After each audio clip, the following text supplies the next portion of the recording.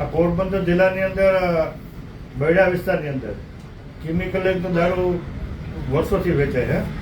તો હમણાં નવા પીએસઆઈ સાહેબ હતા આવ્યા છે એટલે એકદમ કડક કર્યું ને 15 દિવસ સુધી તો દારૂનું ડીપું ન મળતું. બધા ઘણા મને કહેતા કે નથી ભાઈ ખાવું ખાવું થઈ ગયું સાહેબ, મારા અધિકારી આવ્યા એટલે દારૂનું ડીપું આખો દારૂ બંધ કરાવી દીધો. પણ પાછા હવે હમણાં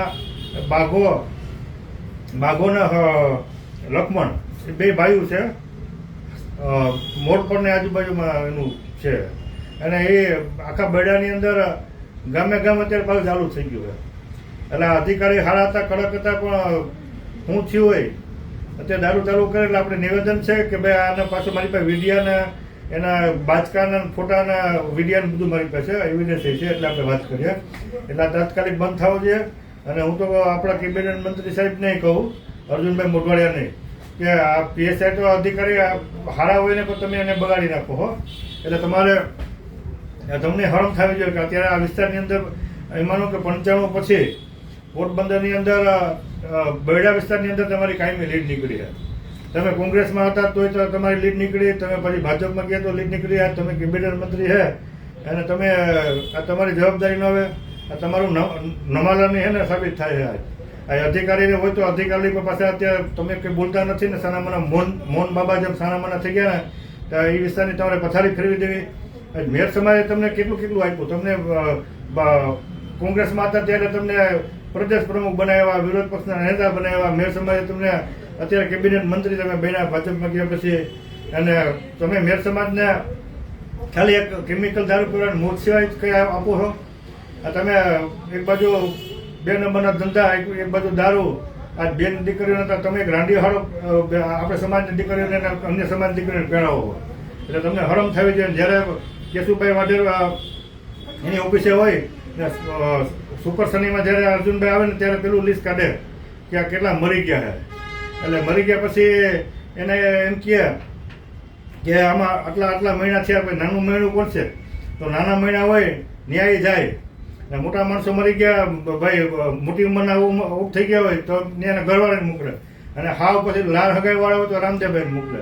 એટલે આમ મરી જવા માટે ખરખરા માટે તમારા ધંધા કરવાના છે કે સમાજ માટે તમારી કોઈ જવાબદારી આવે? આ સમાજને ચેતવાની જરૂર છે કે આવા માણસો તમે આજની જવાબદારી કેબિનેટ મંત્રી ગુજરાતના બન્યા તો પોરબંદરને અને આપણા આ વિસ્તારને શું ફાયદો? એમ આપણે આ ઝેર પીને મરવાનું છે. એટલે આને તાત્કાલિક કડક પગલાં લેવા જોઈએ. ને આપણે અર્જુનભાઈને કહે કે તમને કંઈ હરમ હોય, લાજ હોય અને કંઈ પણ ઓલું હોય, તમને એમ થાય કે આ લોકોની પીડાને તમને કંઈ પણ તમારા હગાવાળા મેળા હોય. મને તો ખબર કે ધીરુભાઈ વડોદરા પણ દારૂમાં ઓફ થઈ ગયા.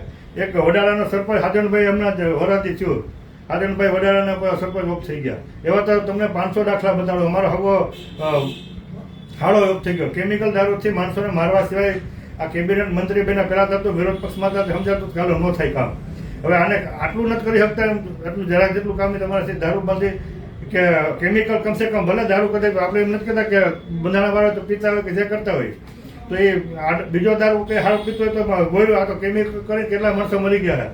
અને આ ભાગો એના લખમણનો તો પાછો એવો છે કે અમારો દારૂ જ્યાં વેચાતો હોય ને પોરબંદર બૈડામાં બીજા કોઈ ન વેચાવો છે. અને વેચાય તો પોતે રેડ પણ આવે. પોલીસ ખાતું કે ભાઈ એ ઓલી એજન્સીનો આપે માણસ કે આ એજન્સી તારી ડીલરશીપ આપી છે ગામે ગામ કે આ બાઘાનો ને લખમણનો દારૂ જ મળવો જોઈએ. અને બીજા કોઈ સામાન્ય 2-5 કોથળી બનાવતો હોય, વેચતો હોય, પીતો હોય તો એની પર કેસ કરે. આ 4-5 વર્ષથી ધંધા કરે છે 2 નંબરના, તો આની પર કોઈ કેસે નહીં, ફરિયાદ નહીં, કંઈ નહીં.